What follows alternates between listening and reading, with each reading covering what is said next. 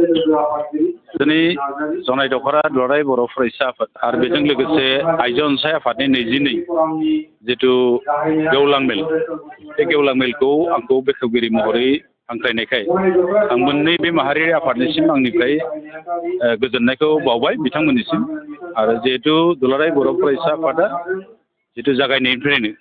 बर' हारिनि जितु राजखान्थि मोन्थाय समाजखान्थि मोन्थाय बा गुबुन गुबुन बिथिङाव जौगानायनि थाखाय जितु नाजाबोबाय थादों बे नाजानाया सोलिबाय थागोन जिहेतु बर'नि गेजेराव बे मोनसे माहारियारि आफाद आरो बे मोनसे डिग्निटेरियान मोनसे अर्गेनाइजेसन होननानै जों बेखौ बुङो बे मावलांबाय थागोन आरो बेजों लोगोसे दुलाराय आइजो अनसाय आफादाबो जिहेतु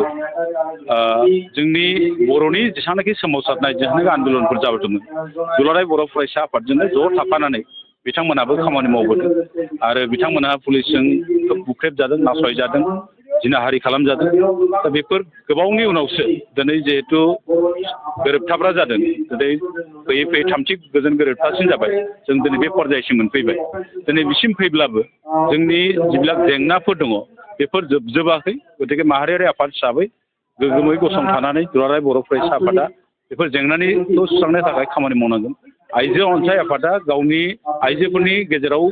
सांग्रांथि लाबोनायजों गेजेरजों माखासे समाजारि जेंनाफोरखौ फोसाबनायनि खामानिखौ मावनांगोन जिहेतु आरो बे बेलायाव आं सोलोंथाइनि बाथ्राखौ एसे बुंगोन सोलोंथाइ बेलायाव जोंना खोब दिनै बिटिआरनि बायजोआव खोब गाज्रि अबस्था जों जिहेतु दिनैसिम 6.3 क्लजखौ इमप्लिमेन्ट खालामजोबनो हायाखै आरो जोङो दाख्लै सोरखारजों रायज्लायनायाव मोनसे बाथ्रा बुंदों जे बिनि सायाव मोनसे मडेलिटि बानायनानै बर' मिडियामखौ नैबे 6.3 जों सरजाबनानै बोरैहाय सोरखारि फोरों खालामनो हायो बेन्सारफोरखौ बिनि सायाव हयथ' मोनसे सिद्धान्त लागोन बे बेलायाव दा गुबै बाथ्राया जाहैबाय थाखानाय फरायसालिफोरखौ फोथांना लाखिनाय थाखानाय फरायसालिफ्रावबो गथ'फोरनि बिबां खमायनायनि माखासे जाहोनफोर दं जेरै फोरोंगिरिफ्रा गुबुन जायगानिफ्राय फैयो आरो लासैनो ट्रेन्सफार लानानै थाङो बिदियाव थारमाने जोंना एसे फोरोंगिरिफोरनि माखासे जेंना सोमजिदों आं ओरैहाय गुरै मोनसे खावलायनाय जाय जेरैखि फैया मानो बिटिआरनिफ्राय फै बिटिआरनि बायजोनिफ्राय फै जि फरायसालियाव मोनो फोरोंगिरिफ्रा एसे गोसो हमथानानै माहारि दानाय नामाव जातीयताबादखौ जों दाफिननायनि नामाव